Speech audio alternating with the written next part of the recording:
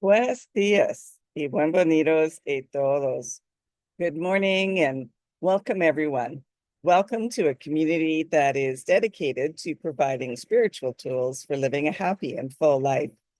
My name is Karina Shear, and I am the spiritual director and founding minister here at the Center for Spiritual Living Puerto Vallarta. If you would like to join us for the live Zoom meeting, please contact me for the link and the password, or check our website, www.cslpv.org. And you'll find the link on the drop-down page for the weekly talk section. Today is Sunday, May 18th, 2025. And we are continuing our annual theme, Rising Higher, Growing Deeper. Our monthly theme, Raise Your Voice. And today's topic is Negotiating Peace. One of the suggested books for reading this month is Braving the Wilderness by Brene Brown. So at this time, I would like to once again welcome everyone, including those that are new to our teaching or to our center here in Puerto Vallarta, whether you are on the live Zoom call or watching the replay at a later time. Here we teach a philosophy that honors all faith traditions. So whatever path you are on, please know that it is the right one for you.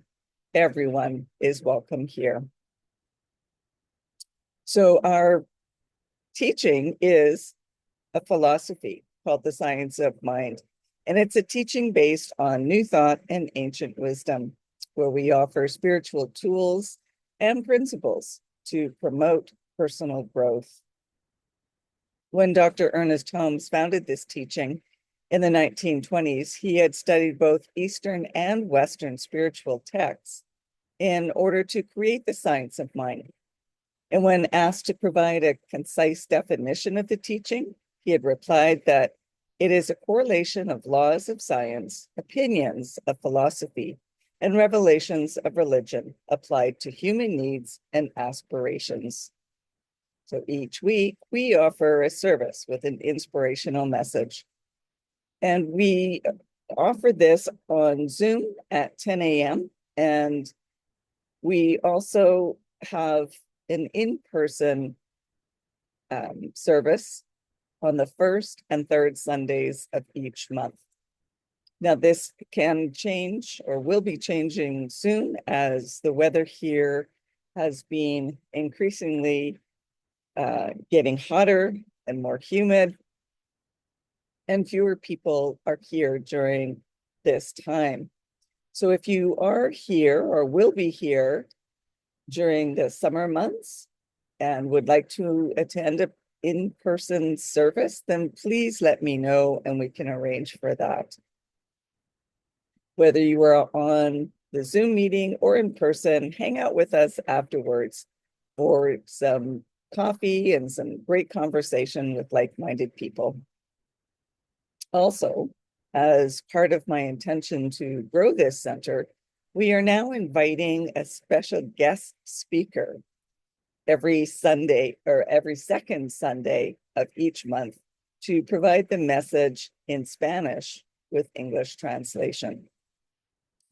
And so now let's review our purpose, vision, and mission statements as we do each week. We have a grand purpose, and that is to awaken and celebrate diversity and to love and serve our community. We do this by means of our vision, creating the life you desire. And this is supported by our mission to provide spiritual tools for personal growth and transformation. And more on all of these can be found on our website under their own drop-down column. So check for that on our website. And let's see, to start today, I think we'll begin with a quote from Ernest Holmes from Richer Living. This is what he wrote. Deep within each of us, there is a place of calm, of peace and security. where trouble and accidents do not occur, where truth and love reign supreme and good is the only power. It is to this place that daily we go in the silence of our own minds to commune with the spirit that is both around us and within us.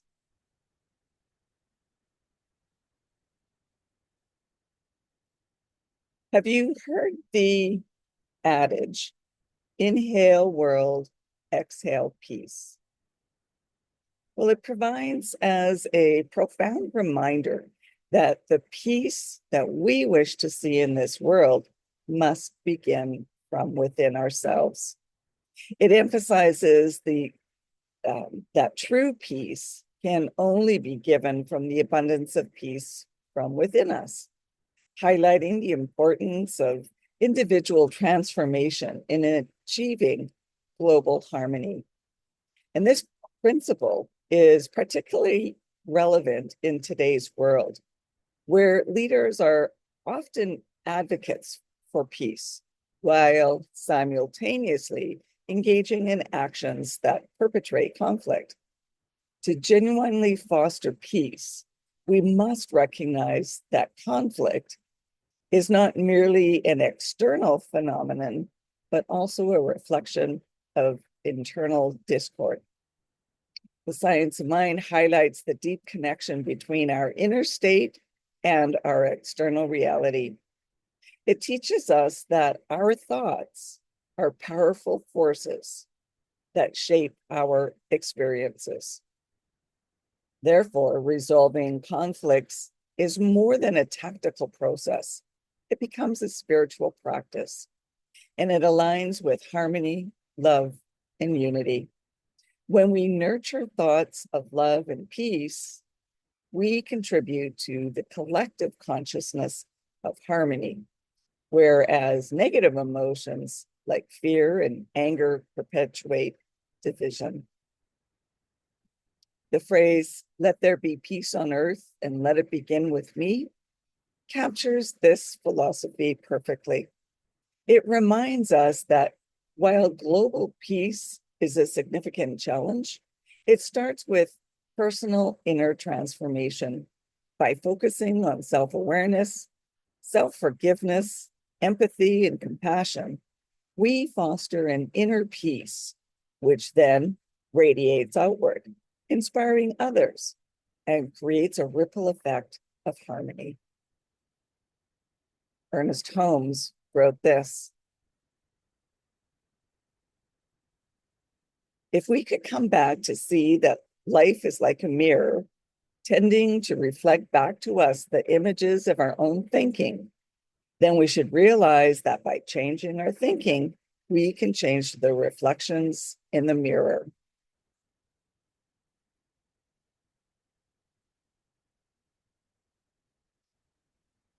So there's a story that you may be familiar with. Which wolf do you feed?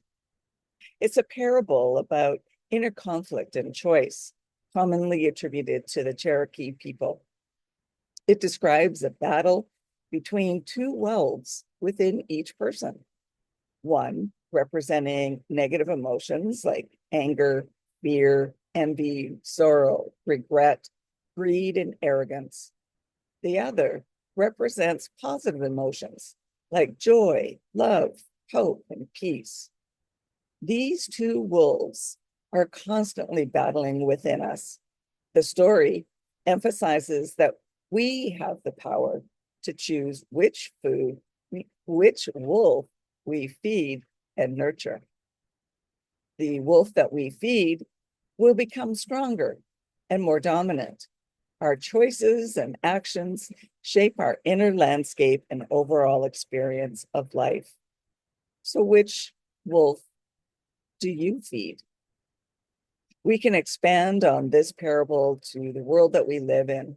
Currently, there's a lot of conflict going on, most notably in the Middle East, Ukraine, and yes, even North America to some extent. Again, which wolf are you going to feed? Dr. Martin Luther King Jr. distinguished between negative and positive peace, offering a profound perspective on conflict resolution and societal change. Negative peace refers to the mere absence of violence or conflict, a situation where tensions might be suppressed, but underlying issues still remain unaddressed.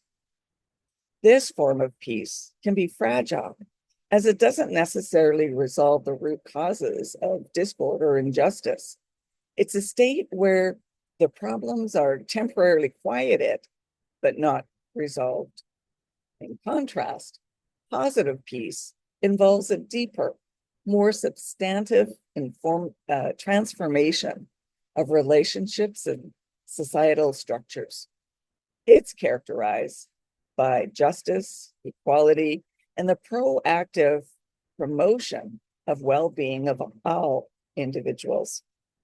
Positive peace seeks to address the underlying causes of conflict, such as systematic injustices and social inequalities, and it aims to build a foundation of equality and mutual respect. Positive peace often looks different from our traditional spiritual view of peace because it involves setting clear boundaries, holding individuals and systems both accountable, and driving meaningful change. This form of peace requires active engagement and action, addressing underlying issues and implementing solutions, which can initially feel challenging or confrontational, but ultimately leads to a deeper, more lasting harmony that isn't reliant on any specific individual or group oppression. Martin Luther King Jr. said this: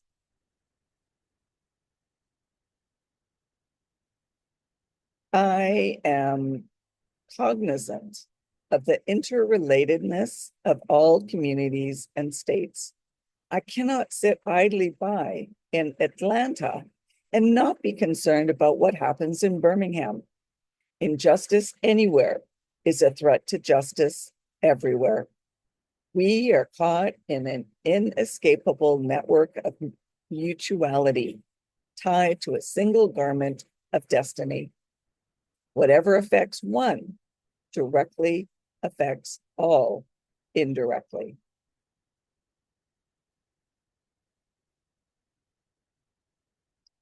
So our own ability to connect with inner peace profoundly influences our external reality.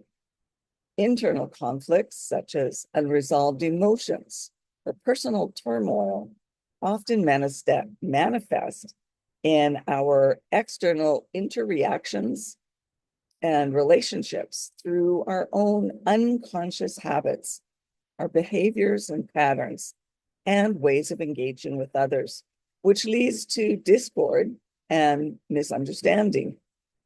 Conversely, cultivating inner peace can transform how we handle conflicts, fostering harmony and constructive communication in our relationships and our communities. Without inner peace, unresolved emotions like anger, fear, jealousy, or sadness can dominate our thoughts and our behaviors. You might find yourself reacting impulsively or being overwhelmed by stress and anxiety. And you might even find that it becomes harder to focus, make decisions, or enjoy the present moment. In the absence of inner peace and contentment, people often seek peace through external things, such as possessions or relationships, which can lead to a cycle of temporary satisfaction, but is followed often by emptiness. Fostering small-scale peace in our daily lives through practices such as mindfulness and self-awareness can ripple outward, impacting larger societal and global issues. When we address internal conflicts and nurture a sense of calm and understanding within ourselves, we create a foundation for peaceful interactions with others. This can inspire and influence those around us, contributing to a broader cultural shift towards harmony and cooperation. Thich Nhat Hanh said this: when we are able to listen deeply to another person, we understand more about ourselves and the other person. We can find common ground and resolve conflicts more easily.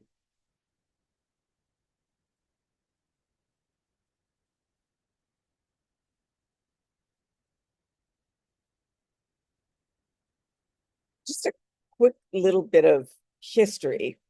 There is what's called the Nicene Creed, and it's a formal statement of Christian faith that is widely accepted across many denominations.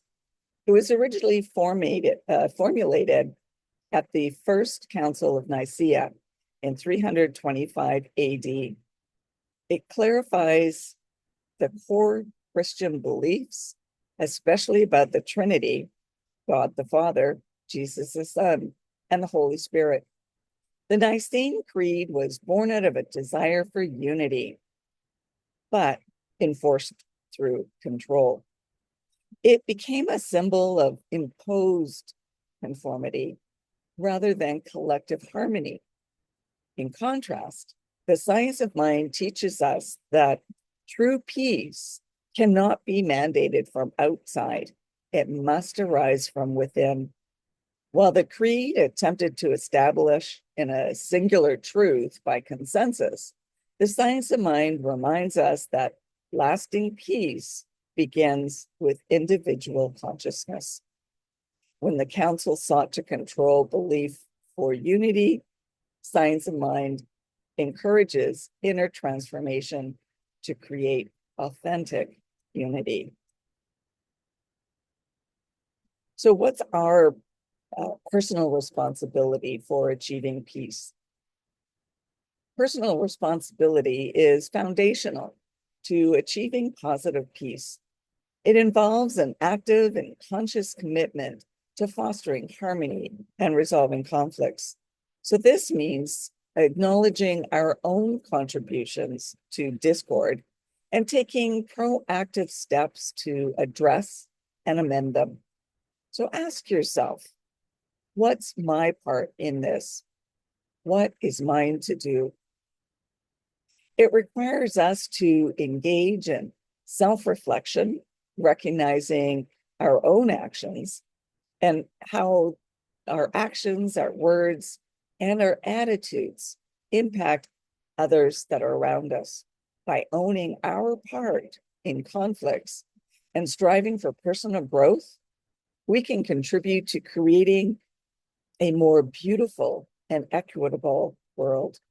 Personal responsibility extends beyond self-awareness. It encompasses taking action to support and uphold values of fairness, respect, and understanding for all. This might involve setting and maintaining healthy boundaries, holding ourselves accountable, and advocating for positive change in our relationships and our communities. Emma Chaudron wrote this: the most fundamental aggression to ourselves, the most fundamental harm we can do to ourselves is to remain ignorant by not having the courage and the respect to look at ourselves honestly and gently.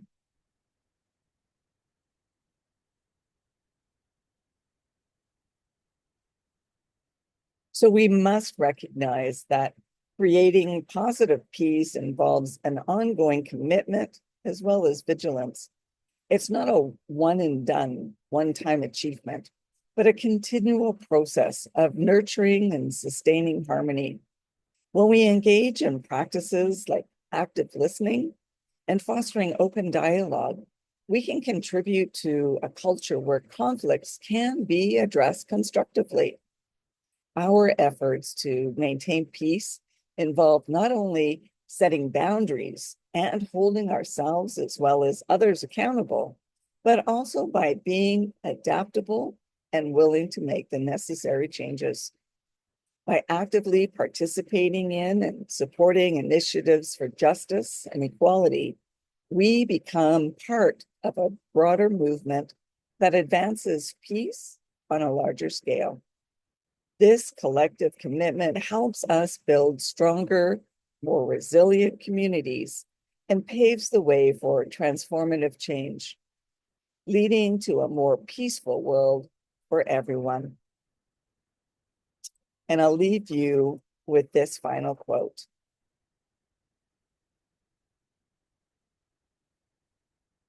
The world will persist in exhibiting before you what you persist in affirming the world is. And that leads us. Oh, we have another quote here as well that I forgot to displace. So Brene Brown says, vulnerability is the birthplace of innovation, creativity, and change. It requires us to be present and engage with others in a meaningful way, which is crucial for conflict resolution. And now for our affirmation. With empathy and open communication, I heal through conflict and move toward lasting peace.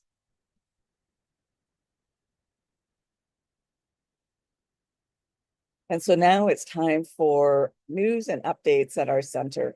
If you are interested in learning more about the Science of Mind teaching, we do offer courses via Zoom as well as in person. So connect with me or check our website to find out the details. We've also postponed the book study, The Four Agreements, for one more week. So let me know if you are interested in joining us. So that will be starting next Saturday or this coming Saturday. And let me know if there's any specific courses such as meditation or another book study that you would be interested in taking so that we can plan for dates for those as well. And accredited courses will resume in September. So watch our webpage for updates on those.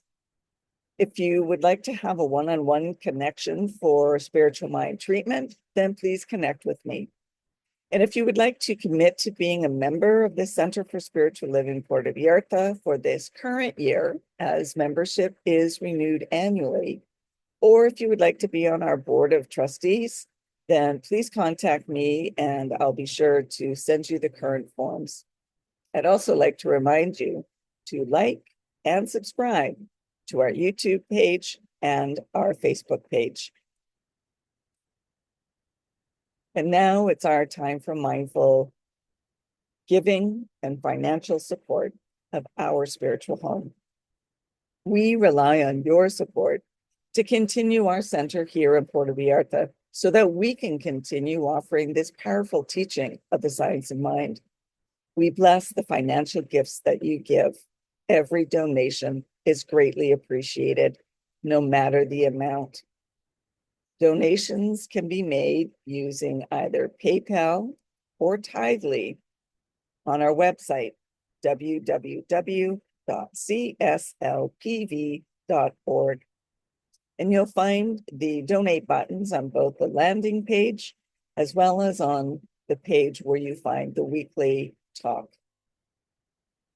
Alternatively, if you still like to write out paper checks, you can do so by addressing them to CSLPV number 403 2125 Birch Road, Kelowna, BC, B1Y8M1. And now please join me for our offertory affirmation. I know that my giving blesses and multiplies all that I am, all that I have, and all that I give and receive. I do give eternal thanks for the abundance that is mine to share. So thank you for coming and sharing this time together. And let's continue practicing peace. We can each be a force for peace and nonviolence. Our words and our actions create ripples of peace all around us and beyond. Peaceful living includes acting with compassion, kindness, and consideration, and it includes standing up against injustice. May peace and love be with you. Blessings to all. Namaste.